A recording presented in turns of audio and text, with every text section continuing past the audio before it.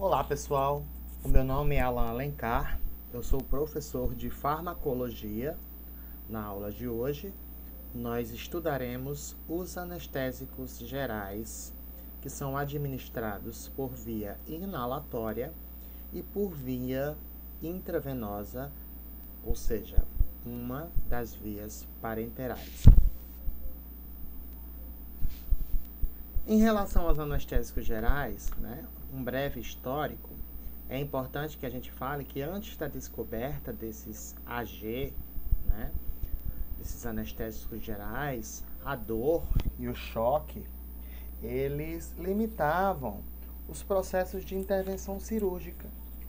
E aí os pacientes eles acabavam por não poderem passar por esse tipo de intervenções cirúrgicas que em inúmeras situações curavam, ou tratavam condições clínicas, eles acabavam tendo uma sobrevida muito curta, não conseguiam tratar doenças através de intervenções cirúrgicas.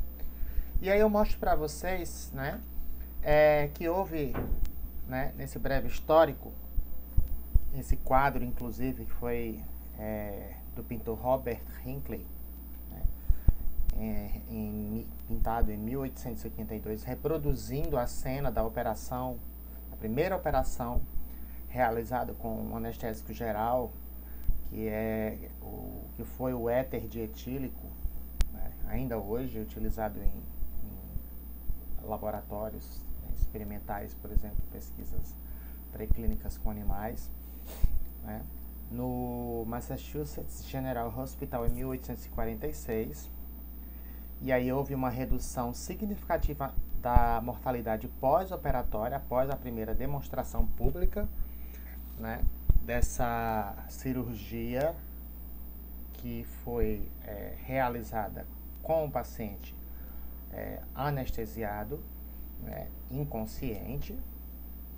E aí, desde então, o uso dessas substâncias para indução e também para manutenção da anestesia geral tornou-se uma especialidade distinta. E aí eu venho com uma abordagem do que o anestesiologista moderno. O anestesiologista moderno, atual, ele não é somente aquele médico que anestesia o paciente. Ele tem que anestesiar o paciente, ele tem que manter a cirurgia, ou seja, ele tem que induzir a anestesia, ele tem que manter, a anestesia, e ele tem que monitorar os sinais vitais do paciente. Então, inclusive, essa aula eu montei com a ajuda de um médico amigo meu, anestesiologista, Dr. Márcio. Ele é anestesiologista do Hospital Universitário Clementino Fraga, da Universidade Federal do Rio de Janeiro. Inclusive, agradeço bastante a ele por ter me ajudado. Não é uma especialidade minha, anestesia geral, mas eu gosto muito da parte molecular. Mas a parte clínica ele me ajudou bastante, muito. E assim, eu gostei porque eu conheci inúmeros aspectos que eu não imaginava em relação à questão da parte clínica da anestesia geral. Então, o anestesista moderno, atual, ele não é responsável somente por indução e manutenção da anestesia. Ele é responsável por todos os aspectos da saúde do paciente durante uma cirurgia. E aí ele deve controlar tanto a profundidade da anestesia, porque os anestésicos gerais, eles podem causar, por exemplo, depressão respiratória e parada cardíaca, dependendo da dose. E aí por isso que esse fato está relacionado diretamente com a farmacologia, a farmacocinética e a farmacodinâmica do anestésico local que é utilizado. E a gente vai falar sobre isso daqui a pouco. E é muito importante que o anestesista ele tenha em mente como monitorar a anestesia e como induzir a anestesia administrando uma quantidade mínima de anestésico, porque dependendo da dose, o paciente pode evoluir para esses quadros de depressão respiratória e de parada cardíaca. E hoje em dia, apesar de existirem substâncias que possam auxiliar no que eu posso dizer? Eu não vou dizer que sejam antídotos, mas que possam auxiliar na recuperação do paciente de um estado anestésico. Dificilmente existe, na atualidade a gente encontra substâncias que antagonizem, que bloqueiem diretamente as ações de anestésicos gerais. Por quê?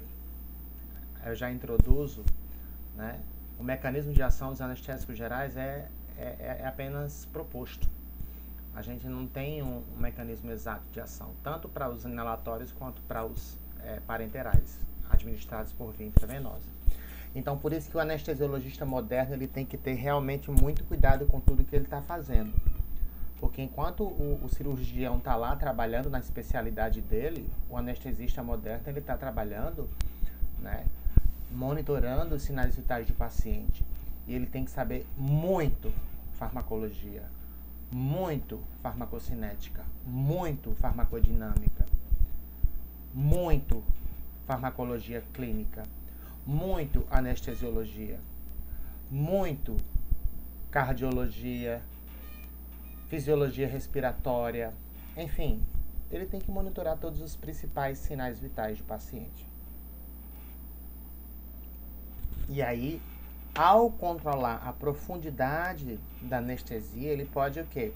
Também manter, ele deve manter o equilíbrio homeostático nesse organismo do paciente que está passando por uma cirurgia.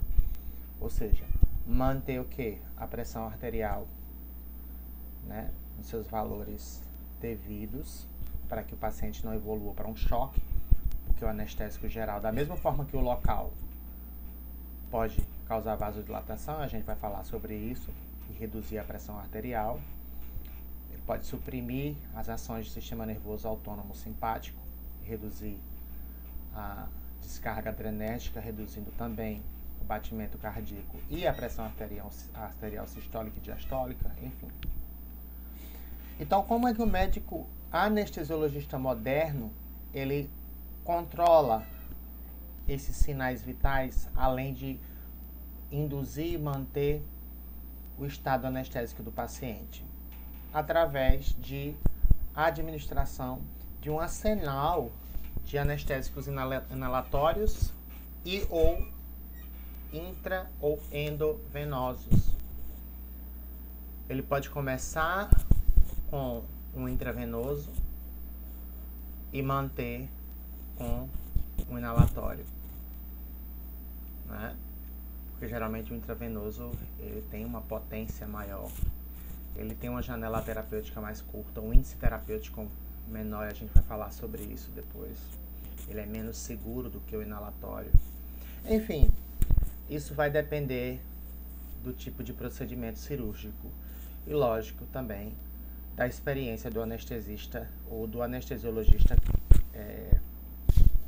com o tipo de cirurgia que ele vai precisar induzir e manter a anestesia e monitorar os sinais vitais do paciente. Então, é fundamental para o anestesiologista moderno que ele, para as fases pré e pós-operatórias, antes, né, ele esteja presente, tanto antes e depois das fases, né, dessas fases.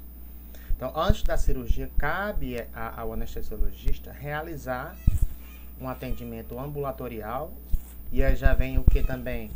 O anestesista, o anestesiologista, ele já age como uma espécie de psicólogo para tentar acalmar o paciente.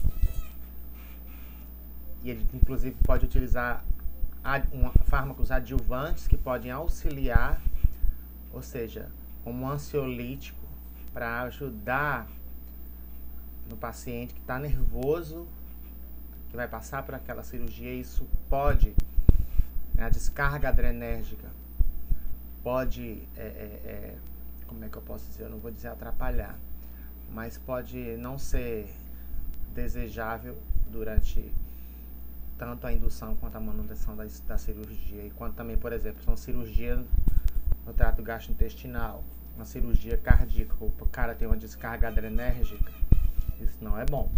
Então, o profissional anestésico, ele é multiprofissional. Eu, particularmente, isso é uma opinião minha. O anestesiologista, ele é incrível. Ele tem que saber muito, muito, de tudo, um pouco. Enfim, então, além disso, o que acontece? Ao fim do procedimento, é errado o anestesiologista induzir a cirurgia e ir embora. Acabou. Lógico que isso depende muito também do procedimento, mas se for um procedimento em que o paciente vai precisar ficar desacordado por muito tempo e a cirurgia for demorada, ele tem que manter essa cirurgia e ele tem que aguardar o paciente acordar. E, inclusive, ele tem que aguardar o paciente receber alta do ambiente cirúrgico e, às vezes, até mesmo do ambiente hospitalar. Ou seja, o anestesiologista que trabalha naquele hospital, ele pode acompanhar aquele paciente pós-cirúrgico.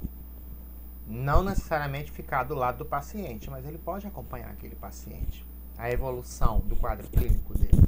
Então, olha só como o anestesiologista moderno carrega, né, um peso de responsabilidade. E olha como é importante, né, como é que se diz? O profissional generalista, né, que vai trabalhar com o anestésico geral, tem em mente de que tanto o básico, principalmente o aluno da área de saúde que está no ciclo básico, tem em mente que agora o momento não é de aprender como tratar o paciente e como monitorar os sinais vitais dele, não. Porque isso ele vai aprender na frente. Agora o momento é de aprender como que o anestésico geral age no organismo. Como? Se nem isso a ciência sabe direito. Entendeu? Então é tudo mistério. Então vamos tentar desvendar esses mistérios. Então, as principais características dos anestésicos gerais, quando a gente compara com os locais, né, que são de uso tópico, é que eles deprimem o sistema nervoso. A gente fala do sistema nervoso central, mas ele também deprime o sistema nervoso periférico. Porque ao deprimir o central, o periférico vai ser deprimido, né? De modo reversível, é lógico, porque o paciente ele precisa acordar. E em um grau suficiente para possibilitar a realização de cirurgias e outros procedimentos nocivos ou desagradáveis. É inevitável, gente. Os anestésicos gerais, eles também suprimem reflexos homeostásicos normais, como eu já falei para vocês, né? Descarga simpática, né? O tônus vascular e inúmeros outros que a gente vai destrinchar mais lá na frente, tá? Embora todos produzam um estado anestésico relativamente parecido, independentemente dele ser administrado por via inalatória ou parenteral, os anestésicos, cada um tem suas peculiaridades. E eles são bem diferentes em suas ações secundárias. Eles vão induzir anestesia. Eles vão fazer o paciente dormir. Mas os efeitos colaterais, que muita gente confunde efeito colateral com efeito adverso, que é um efeito ruim.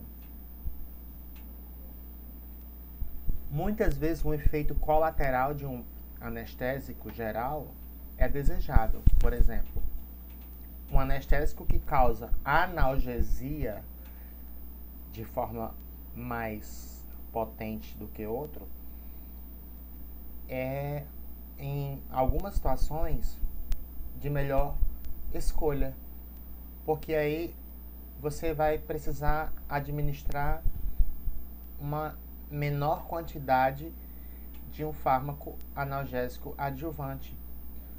Porque quando você anestesia um paciente, né, sistemicamente, o anestésico geral, ele causa anestesia, mas anestesia não quer dizer, não é sinônimo de analgesia. Os anestésicos gerais, não causam analgesia completa. Então, por isso que você tem que usar fármacos adjuvantes, que não é o tema de abordagem dessa aula. Nessa aula a gente vai falar de anestésicos gerais, inalatórios e parenterais. Então, o efeito colateral, como a amnésia, que é o quê? Anterógrada. O paciente passa pelo procedimento cirúrgico e amanhã ele não lembra do procedimento, né? A analgesia. Esses efeitos são colaterais, ou seja, acontecem paralelamente ou ao mesmo tempo do efeito anestésico. Eles são efeitos concomitantes, são efeitos desejáveis, produzidos pelo anestésico. Então tá aí uma aplicabilidade clínica do conceito de efeito colateral e adverso. Agora, quando o anestésico causa depressão respiratória e parada cardíaca, redução da pressão arterial e o paciente evolui para um choque, o paciente tem hipertermia maligna e isso pode ser ruim, né? Quem quiser pesquisar sobre isso é bastante interessante, a relação do anestésico com a hipertermia maligna, né? Esse efeito colateral pode ser ruim, pode matar o paciente. Então ele é considerado como efeito adverso. Então tá aí mais uma vez, vocês entenderem agora, os alunos do ciclo básico, que ainda estão no ciclo básico, mas pendendo mais para o lado clínico do que para o básico, entenderem que a farmacologia básica, que a farmacologia clínica, ela não existe sem a básica. E a aula de anestésicos gerais, ela vai provar para vocês tudo que eu estou falando e tudo que eu venho falando, tá? Então, o estado de anestesia, ele inclui a perda da consciência, né?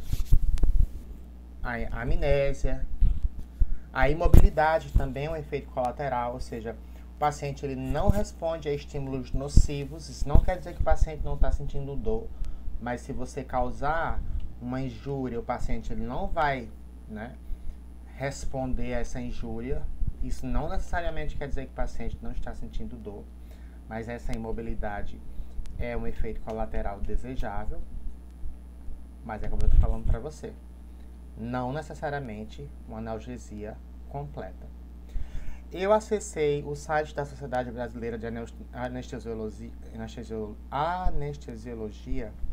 há 2 dias, né? Hoje é dia 9, né? Aliás, há 3 dias, perdão.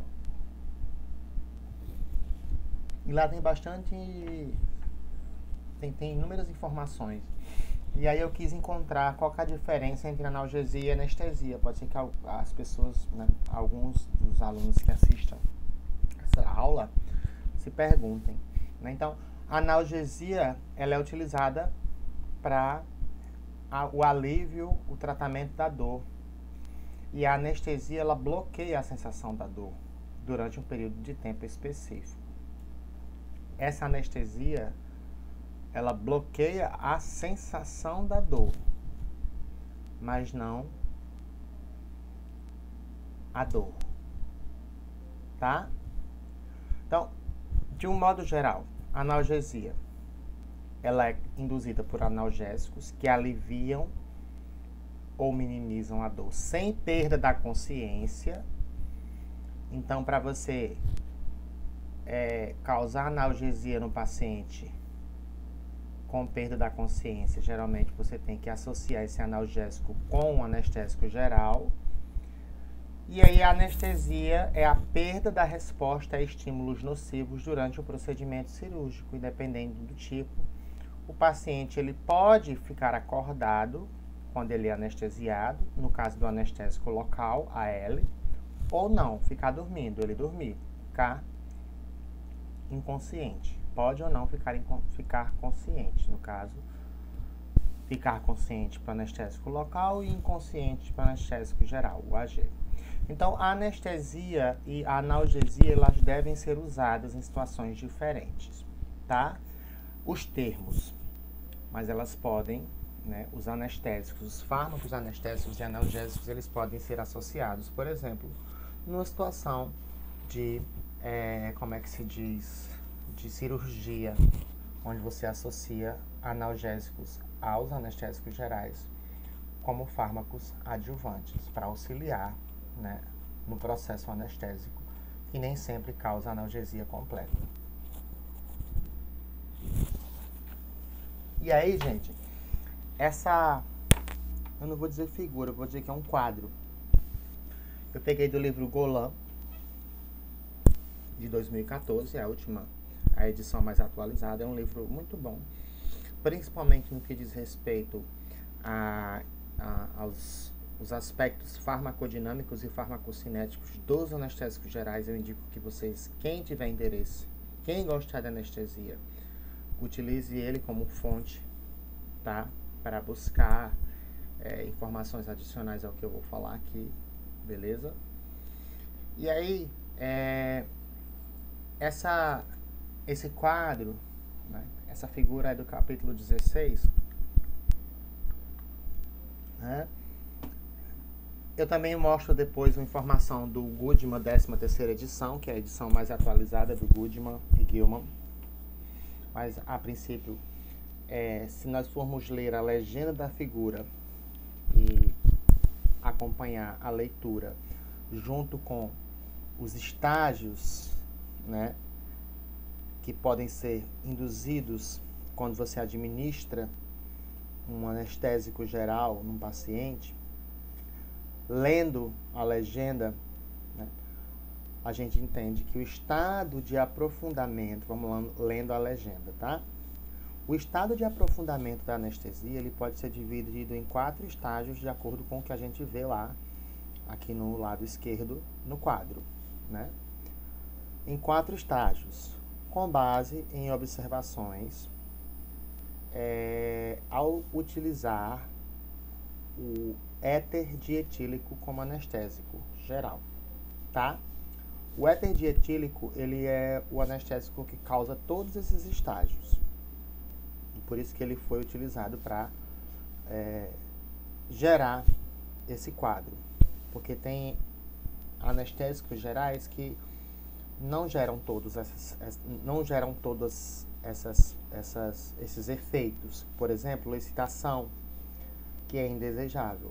Delírio, comportamento agressivo no paciente que está querendo que o paciente seja anestesiado. E a própria legenda fala, né? Então, se a gente voltar aqui,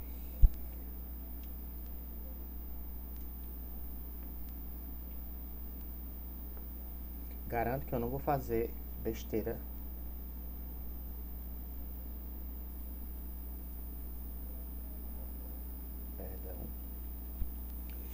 Nessa figura, não vou fazer rabisco ao ponto de atrapalhar a visualização de vocês, tá? Então, a analgesia do estágio 1 é variável e depende do anestésico específico, tá? E aí, esse estágio 1 aqui, ó, a gente observa que o anestésico, ele, dependendo do agente, do fármaco e também de quê? Da dose. Isso é muito importante. Farmacologia é uma, como é que se diz? Ciência que a gente sempre diz que o efeito, a intensidade dentro do efeito vai depender da dose administrada, né? Então, essa dose administrada, ela vai gerar o quê? No estágio 1, ela pode gerar analgesia, amnésia, euforia, isso para o éter dietílico, tá? E aí vamos voltar aqui para a legenda. Se você induzir a anestesia rapidamente, o paciente ele pode ultrapassar de forma veloz a fase de excitação indesejável. Inclusive esse estágio, voltando aqui para o quadro, de euforia, com indução rápida, tá? E esse estágio indesejável, que ele fala aqui, ultrapassa como é que se diz, fase de excitação indesejada. Então, se você induzir rapidamente, tá? Então, a cirurgia geralmente é realizada no estágio 3. Então, a gente poderia dizer que esse é o estágio em que a cirurgia é realizada, tá, gente? Então, o anestesiologista, voltando para a legenda, ele deve ter cuidado para evitar o estágio 4. Porque é nesse estágio 4 onde a gente tem o quê? Toxicidade. A dose, quando ela é muito alta, ela ultrapassa o que a gente vai chamar depois de concentração alveolar mínima. Não que ela ultrapasse, mas quando ela ultrapassa muito essa CAM, ela pode chegar a esse estágio 4 e causar esses efeitos que eu não diria que são efeitos adversos, mas são efeitos tóxicos, porque eles são dose dependentes. Eles podem, do que a gente chama de janela terapêutica, né? Enquanto a dose do anestésico estiver dentro dessa janela terapêutica, ok. Mas se ela ultrapassar e ficar nessa faixa, você tem o efeito tóxico. E aí o paciente ele pode evoluir para esses estágios aqui. Então você tem que, para manter a anestesia, o ideal é que você mantenha o paciente no estágio, o quê? O estágio 3. Beleza, pessoal?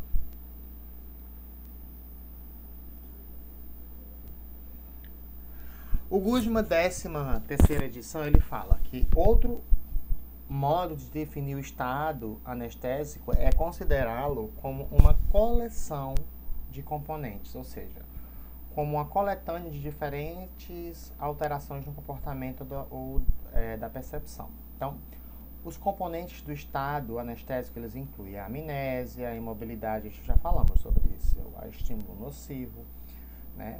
Diminuição das reações autonômicas a estímulos nocivos, como por exemplo, você recebeu uma picada, você não vai responder. Analgesia e inconsciência, tá? Isso é o que diz o Guzman, 13ª edição. Então, outras características gerais dos anestésicos sistêmicos, eles podem induzir, isso como efeitos colaterais, relaxamento muscular, isso pode ser desejável, perda de reflexos autônomos, em algumas situações, nem sempre, analgesia, ansiólise.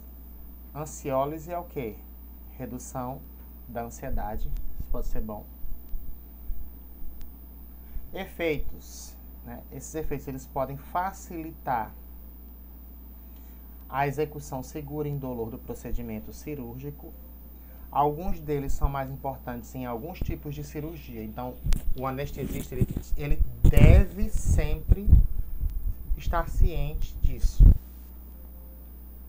Porque o cirurgião ele é responsável pela cirurgia.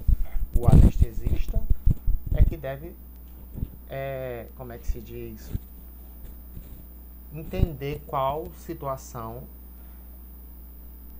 ele vai induzir, ele vai induzir e monitorar qual tipo de situação. Por exemplo, se o anestesista ele vai induzir anestesia geral num paciente que vai passar por uma cirurgia abdominal que requer um relaxamento praticamente quase que completo dos músculos do abdômen para que o cirurgião ele não tenha interferência, né, na contração desses músculos do abdômen,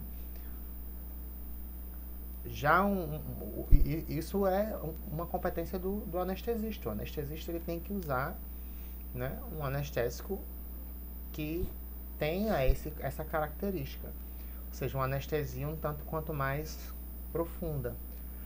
Mas se você estiver falando de uma neurocirurgia, a anestesia ela tem que ser mais leve. Por quê? Porque se o neurocirurgião precisar avaliar a capacidade do paciente em responder a determinado comando, o paciente ele precisa ser acordado, vamos supor. Então, a anestesia ela precisa ser interrompida rapidamente. Quando o neurocirurgião ele precisa avaliar a capacidade do paciente de responder a comandos. Tá? Então, existem também alguns principais locais de ações dos anestésicos gerais.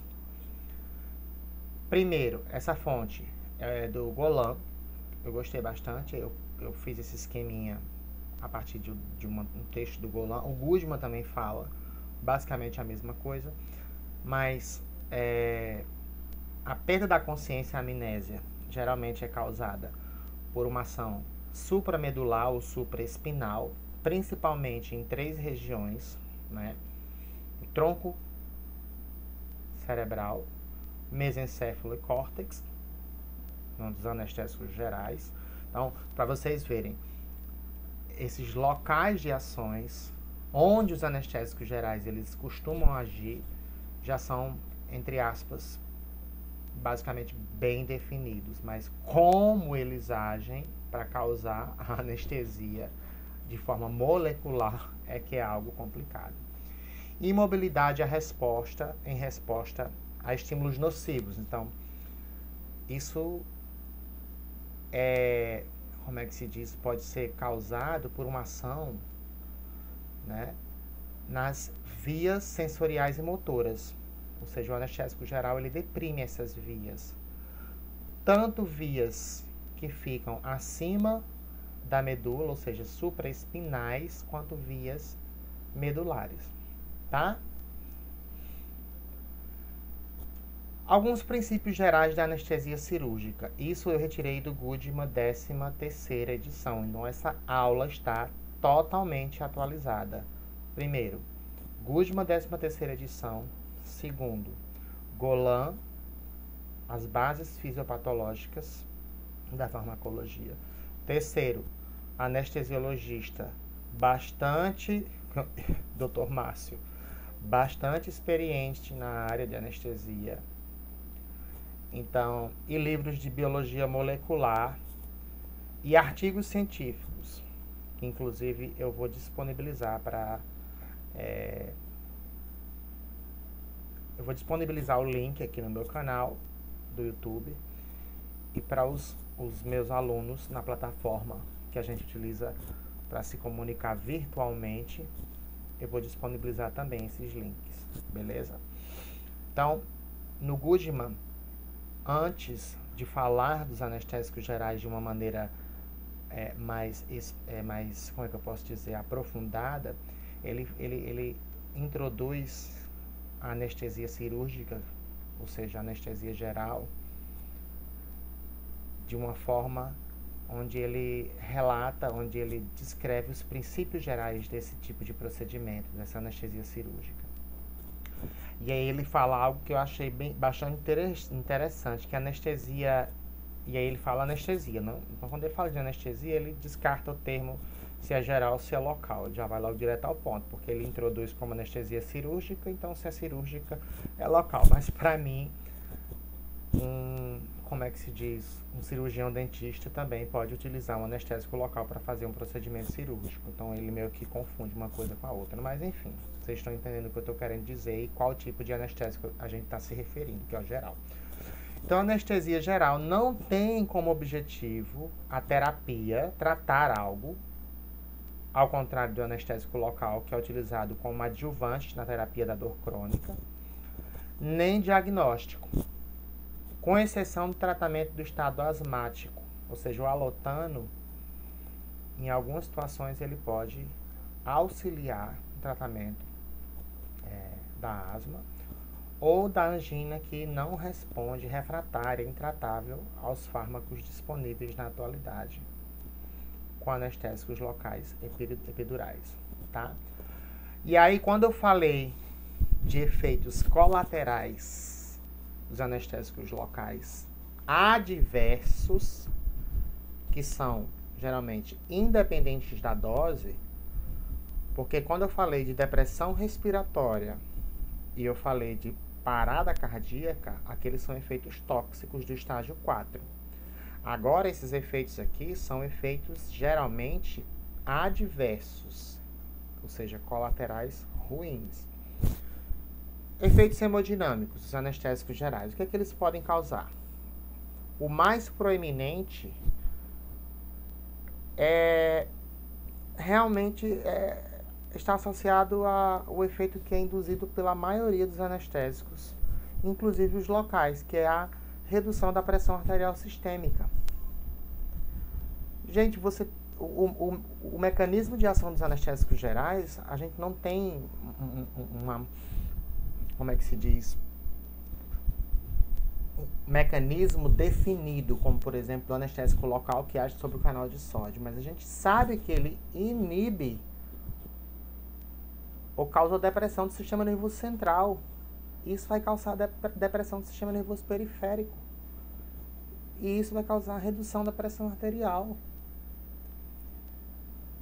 Quem garante se o anestésico geral administrado por via intravenosa ou por via inalatória também não haja em receptores periféricos, reduzindo a pressão arterial sistêmica? Então, o anestesista, o anestesiologista moderno, ele tem que ter cuidado, porque para o paciente chocar, ou seja, entrar no estado de choque durante uma cirurgia, é bastante provável.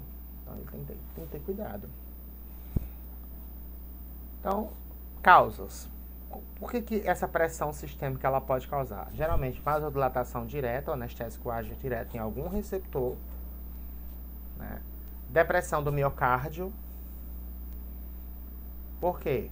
Nem tem acetilcolina, nem tem noradrenalina sendo liberada para contrair ou relaxar o miocárdio.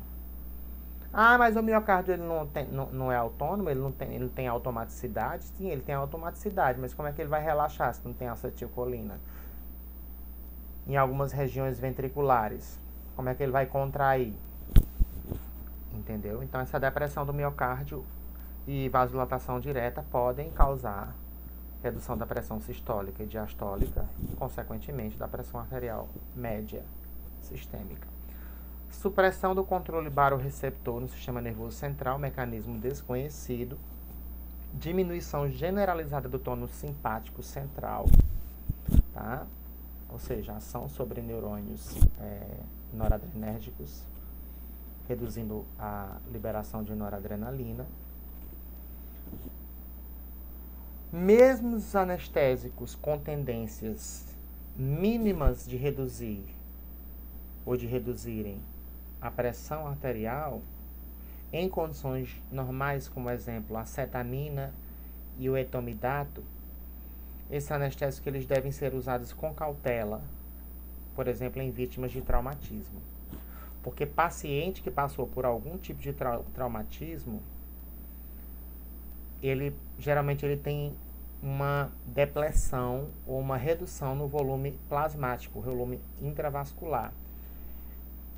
E aí o que acontece? Quando o volume intravascular ele reduz, o sistema nervoso simpático ele está tentando compensar isso através de uma descarga adrenérgica. Se você anestesia o paciente com anestésico geral, você pode suprimir esse mecanismo compensatório e você pode causar efeitos drásticos nesse paciente, tá? De antemão, eu já vou logo dizendo para vocês, essa aula ela é densa, complexa e longa, tá, pessoal? Então, vocês vão ter que ir parando de vez em quando, tomar um café, tomar uma água, lógico, vou dividir em partes. Quando? Vamos ver. Quando o professor aqui também cansar, porque o professor é ser humano. Então, acredito que vocês tenham entendido. Quem não entender, deixa a sua dúvida aí. Aluninhos, vamos tirar nossas dúvidas, né? Nosso plantão de dúvidas, tá?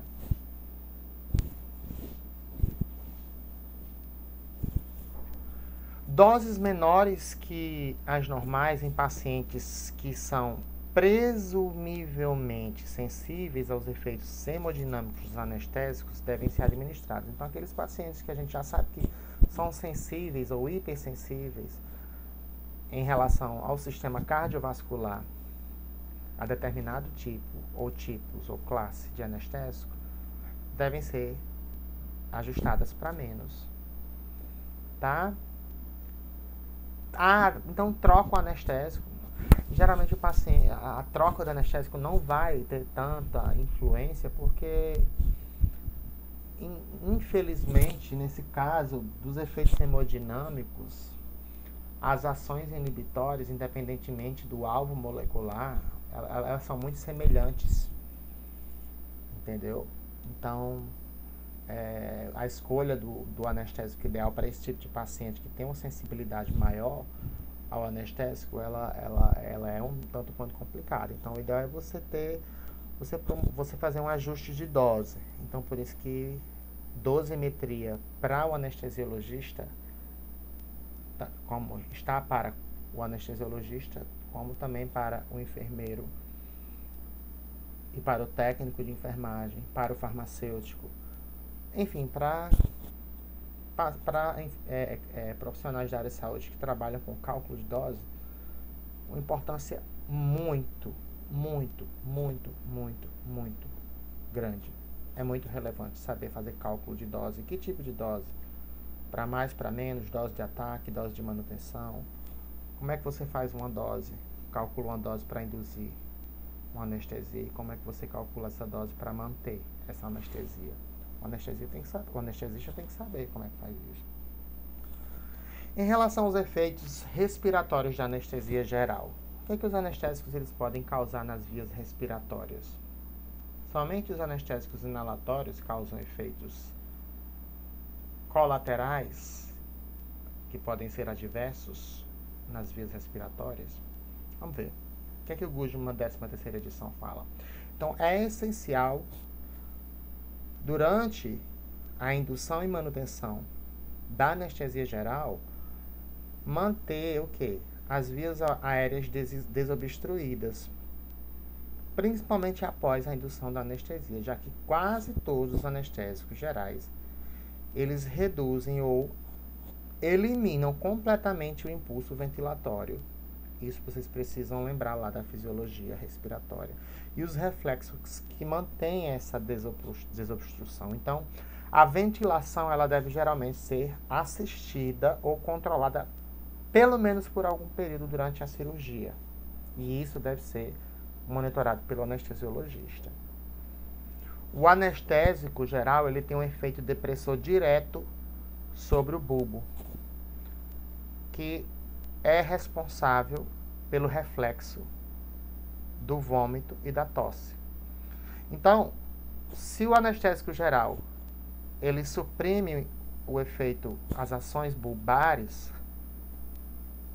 o paciente ele perde o reflexo do vômito e o estímulo à tosse fica suprimido.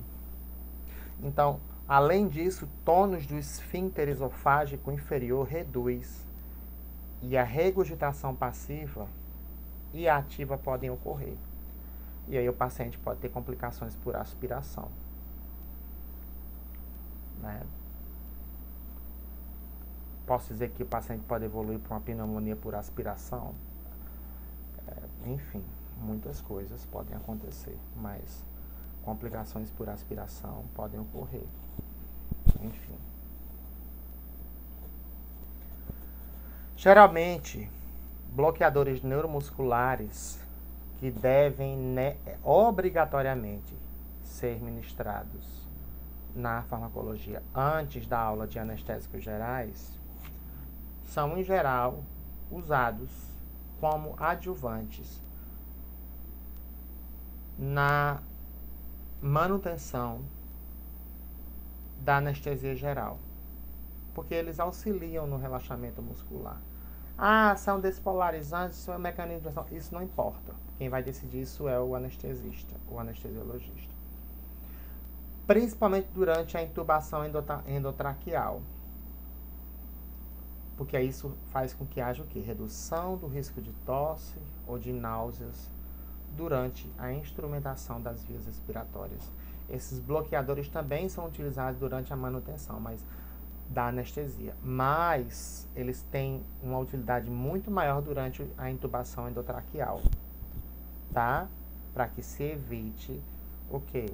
Ou que se reduza esse risco de tosse, de náuseas durante a intubação. Os anestésicos, eles induzem hipotermia.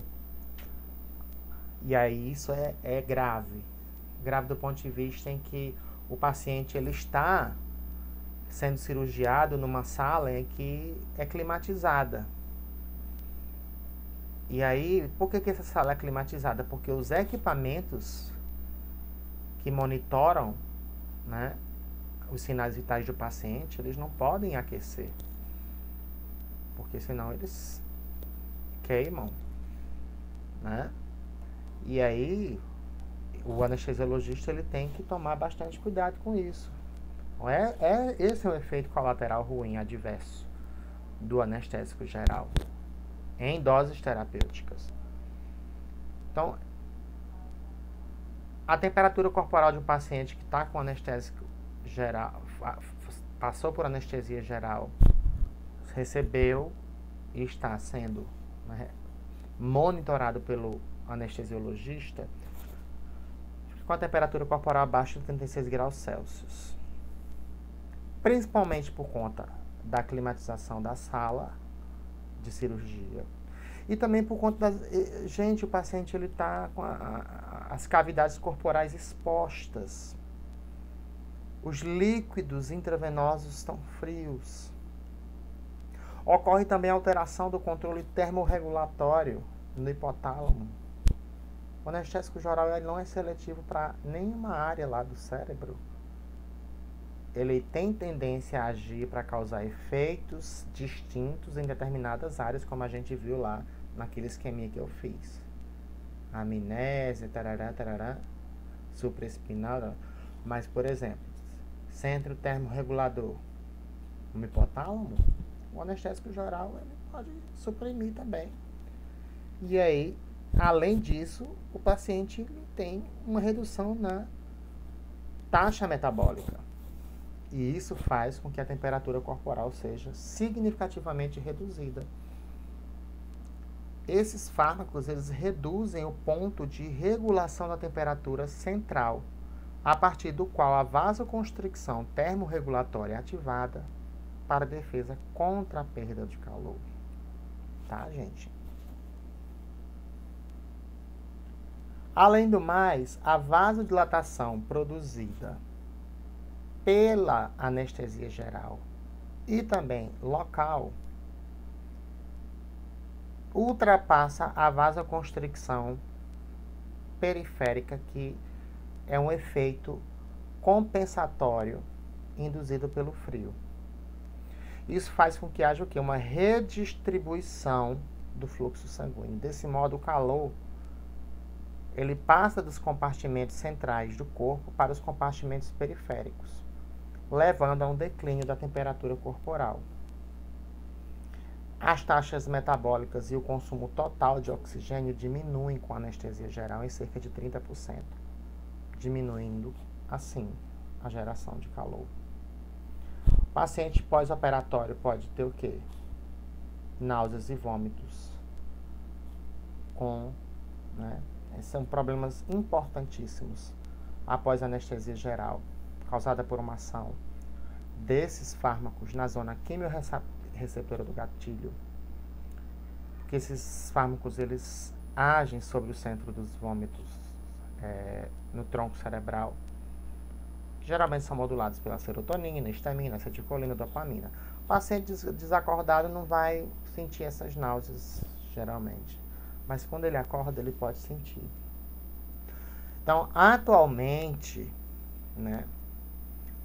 alguns fármacos que são bloqueadores do receptor 5-HT3, que é um receptor da serotonina, chamado de ondansetrona, e também a dolacetrona, tem mostrado, ou vem mostrando, eficácia desejável no que diz respeito à supressão dessas náuseas e vômitos nesses pacientes pós-operatórios, tá? E aí, essa é uma forma de evitar, não de evitar, e sim de tratar. Mas também alguns tratamentos consistem no uso do droperidol, metoclopramida, dexametasona, tá, gente? O propofol, quando ele é utilizado para indução, ele é um anestésico geral parenteral, né? Ele é injetável intravenosamente. Como agente de indução,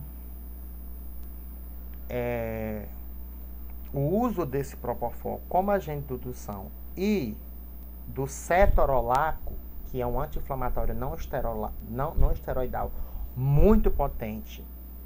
O cetorolaco ele pode ser utilizado associado ao propofol, substituindo, por exemplo, opioides, pode diminuir a incidência e a gravidade das náuseas pós-operatórias. Essa também é uma outra estratégia, tá?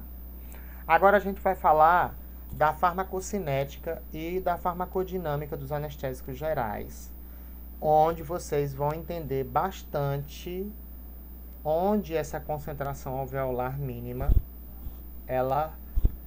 o porquê que ela existe, como que ela foi obtida, porque na verdade essa concentração alveolar mínima, ela é uma espécie de sinônimo de pressão parcial alveolar do anestésico geral.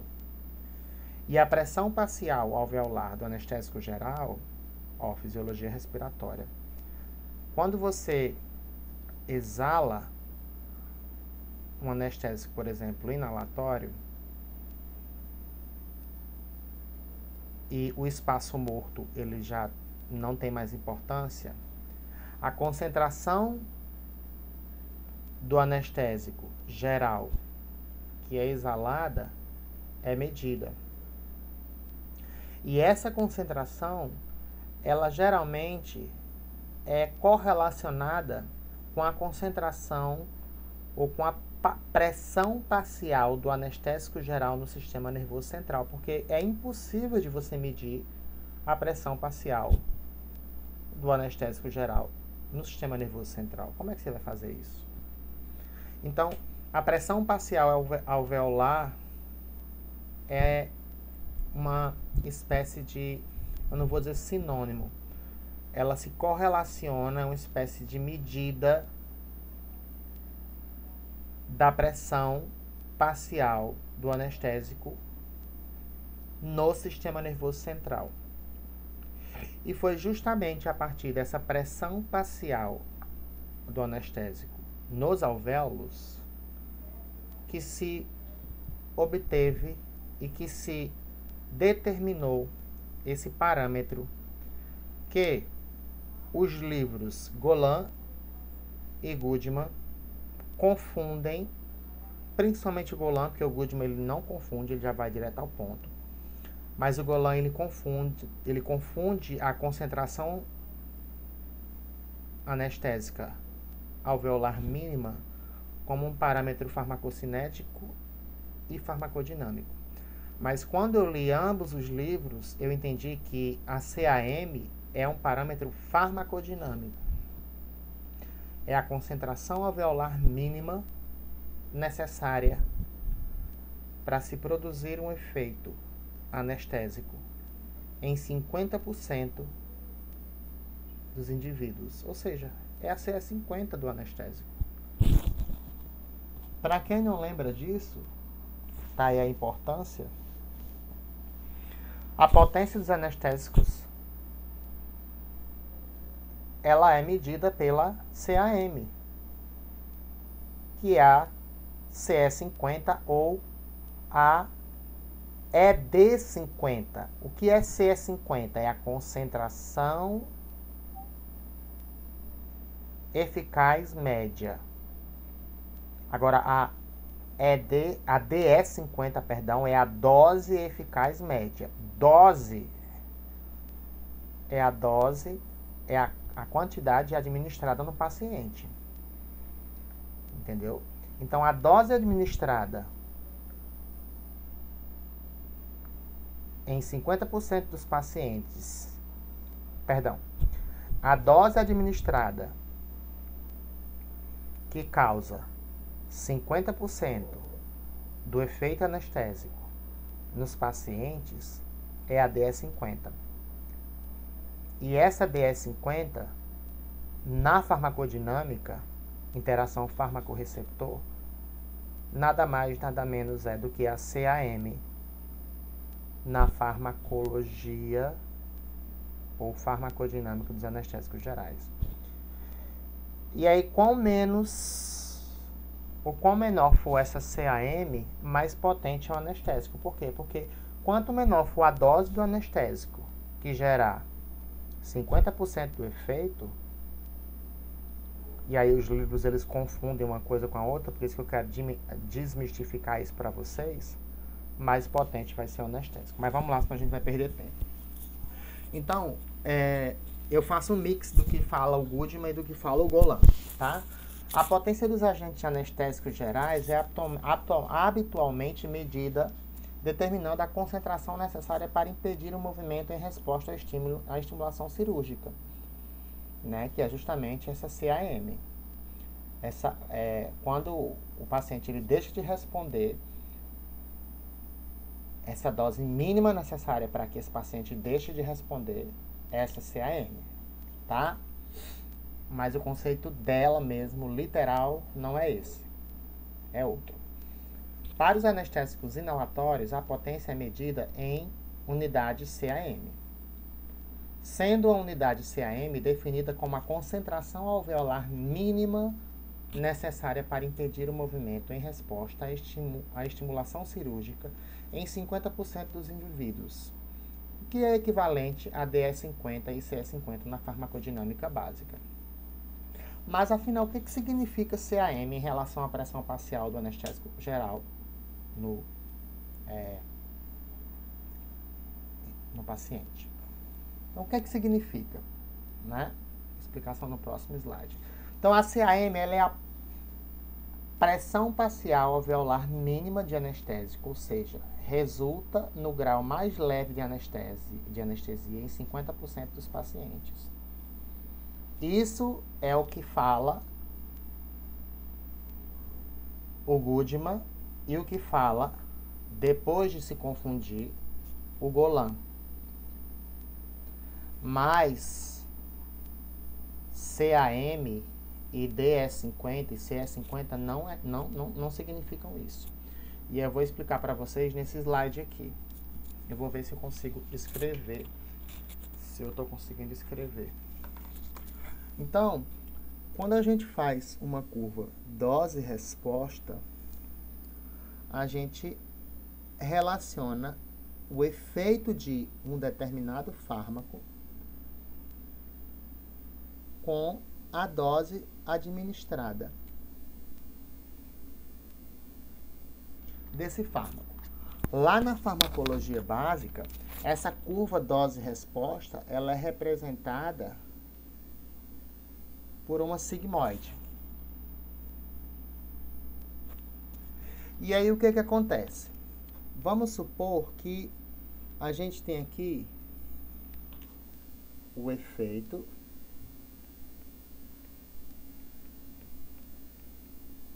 AG, tá? E aqui a dose do AG. Beleza? Se eu tenho aqui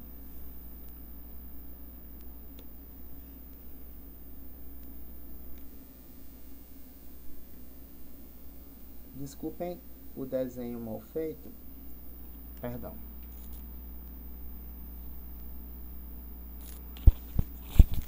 Um efeito máximo de 100%,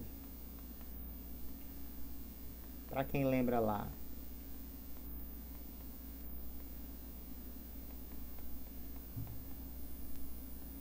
da farmacodinâmica, 50% desse efeito máximo é a DE50 ou CE50.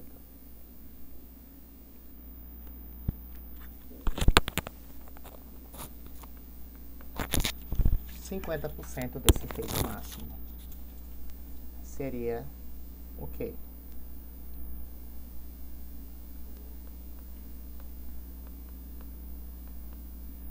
Então, qual seria a dose de anestésico geral necessária para promover 50% do efeito máximo, que a gente chama de DE50.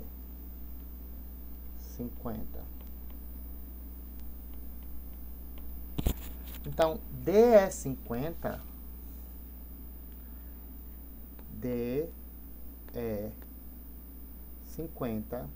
vocês anotem aí, porque eu não vou anotar não, tá? É a dose de um fármaco necessária para se promover 50% de um efeito máximo. E qual o menor? Essa DE50 de um fármaco está relacionada à potência de um fármaco. Por quê?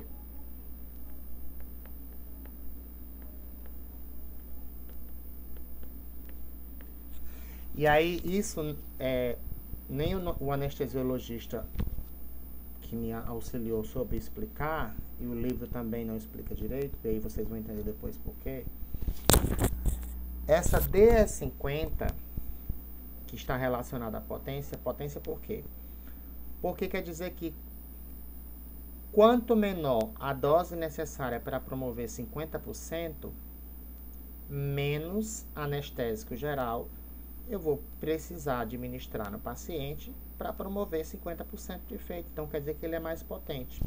Então, a DE50, ela é inversamente proporcional ao quê? A potência. Então, quanto menor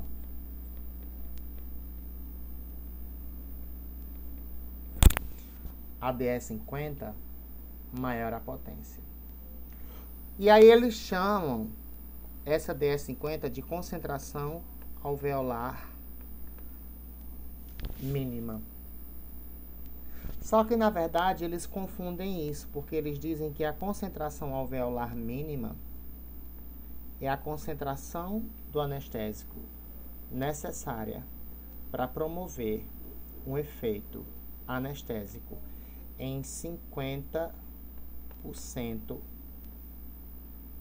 dos pacientes. Bem, se isso é algo criado para a farmacodinâmica dos anestésicos gerais, o Goodman e o Golan não falam. Mas eu, como farmacologista, não concordo. Porque se ele correlaciona, se vocês olharem em um dos dois livros, se não os dois, eles correlacionam a concentração alveolar mínima, dizendo que essa CAM é como se fosse a DE50 de um fármaco. Mas a DE50 não é a dose necessária para causar um efeito em 50% dos pacientes. E sim, é a dose necessária para promover 50% do efeito máximo que um fármaco consegue causar. E o livro confunde.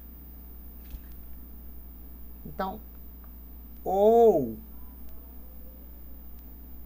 a farmacodinâmica dos anestésicos gerais é peculiar, a CAM realmente ela é a dose necessária para promover um efeito anestésico, ou seja, a inibição da resposta a um estímulo nocivo em 50% dos pacientes, é a concentração mínima. Isso eu não encontrei resposta para isso. Mas isso seria, no caso, uma definição da anestesiologia. E isso não pode ser, de maneira alguma, correlacionado com farmacodinâmica. Isso é errado, tá? Porque CAM e DE50 não são a mesma coisa, só para que vocês entendam. Agora, de uma forma ou de outra, se você for considerar que a CAM diz ou está relacionada à potência do anestésico, é a mesma coisa, independentemente da CAM ser a dose necessária para promover o efeito em 50% dos pacientes ou ser a dose necessária para promover 50% do efeito máximo do anestésico, ela, quanto menor, mais potente é o anestésico. Isso é correto. Então, quanto menor a CAM, quanto menor a CAM, mais potente é o anestésico local. Isso é regra básica. Vocês poderiam me ajudar, porque os dois livros confundem isso e eu não concordo. Eu particularmente não concordo. Eu não concordo e vou procurar saber depois o porquê que a anestesiologia usa CAM como sinônimo de DE50. Tá, gente? Gente, como é que eu passo agora o slide? Deixa eu só fazer aqui.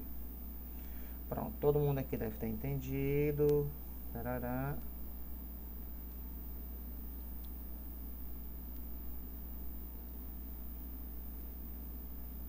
Tá. Para quem quer maiores detalhes, essa referência, o Golan, ele explica detalhadamente para que você entenda o que é CAM. E aí você vai ver que ele se confunde depois, dizendo que a CAM, para quem entender o que é janela terapêutica, o Golan, ele diz que a CAM é, na farmacocinética, a concentração necessária para promover um efeito terapêutico, e depois ele diz que a CAM é o que a gente falou anteriormente, é a concentração necessária, a dose necessária para promover um efeito de 50% dos pacientes. Já o Goodman fala somente o conceito que a anestesiologia adota. Mas para quem quer maiores detalhes, eu acho que o Goodman ele vai direto ao ponto. Ele não é como o Golan. O Golan, ele fala da fisiologia respiratória do ponto de vista em que ele explica bastante, né, essa questão de pressões parciais, para que você chegue a entender o que é a CAM de uma maneira mais detalhada. Então, eu recomendo essa referência aqui para vocês, tá? Índice terapêutico de um anestésico geral, tá? Na farmacodinâmica, a gente também tem como dizer, além da farmacocinética, que a gente fala em janela terapêutica, ou seja, na farmacocinética, a janela terapêutica é um espaço, eu diria um intervalo, eu não diria intervalo, como é que se diz? A janela terapêutica é um intervalo, vamos dizer assim, entre aspas, é um intervalo de concentração entre a concentração mínima para você gerar um efeito terapêutico e a concentração mínima para você gerar um efeito tóxico. Então, enquanto o fármaco estiver no sangue dentro dessa faixa, né, entre a mínima para o efeito terapêutico e a mínima para o efeito tóxico, legal.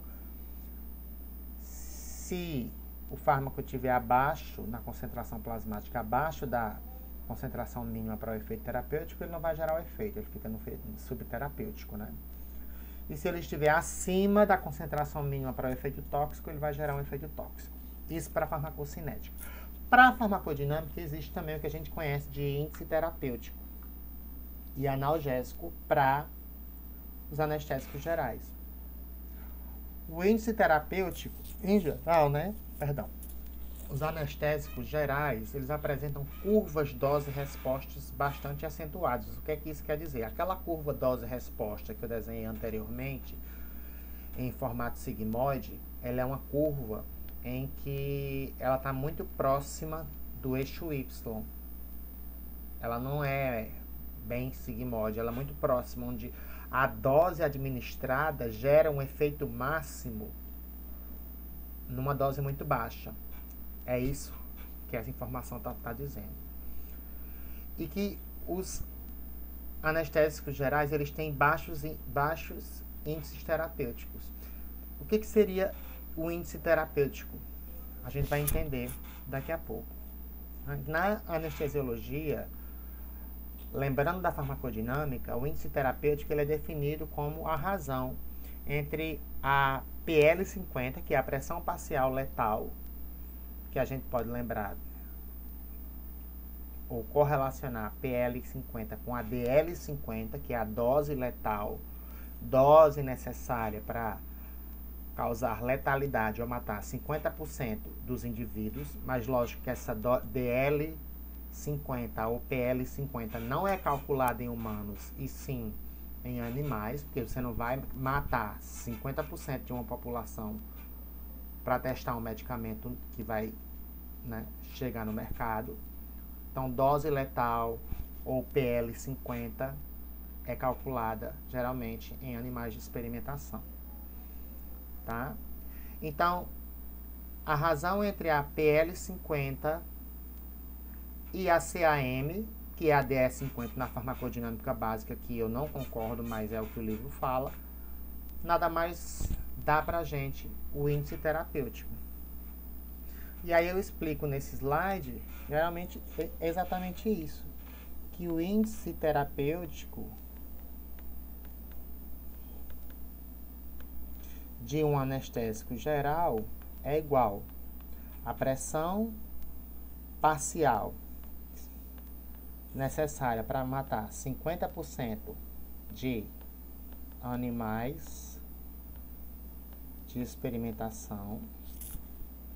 Isso nas fases de desenvolvimento de um novo fármaco, um novo anestésico geral, tá? Dividido pela CAM, que é conhecida DS50, que eu não concordo, para o quê? Para o quê? Na anestesiologia, a CAM. Então, quando o índice terapêutico ele é muito alto, quer dizer o quê? Que a PL50 ela é muito alta. Então, você tem que ter uma dose muito alta para poder matar os animais. Então, quanto maior o índice terapêutico, quanto maior o IT de um anestésico geral, mais seguro ele é.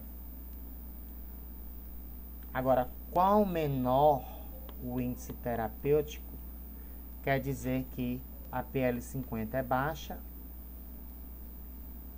ou que a CAM é alta. Se a CAM é alta, quer dizer que você vai ter que dar uma dose muito alta de anestésico para gerar um efeito em 50% dos indivíduos. E isso pode, você sabe, dose alta de anestésico causar aqueles estágios 1, 2, 3 e 4 e chegar ao 4 daquela tabela do Golan que eu mostrei anteriormente muito facilmente.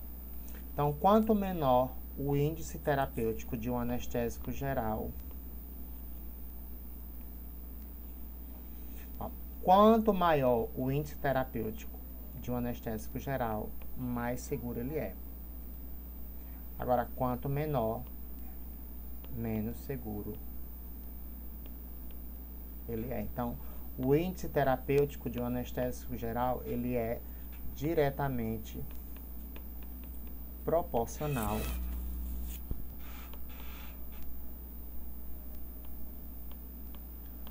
ao que? A segurança do anestésico geral. Gente, maiores detalhes também na referência do Golan, que ele fala bastante sobre essa questão do índice terapêutico. Tá? Eu vou parar essa primeira parte da aula aqui. Nós já estamos alcançando quase 1h e 15 minutos de aula. E aí a gente volta para falar dessa regra de Overton, que para alguns é importante, ainda hoje é importante, mas para o mecanismo de ação de um anestésico para os mecanismos de ações dos anestésicos gerais, ela é retrógrada. Beleza, pessoal? Então a gente retorna, como é que se diz? Na próxima parte 2. Até já, tá? Bye, bye!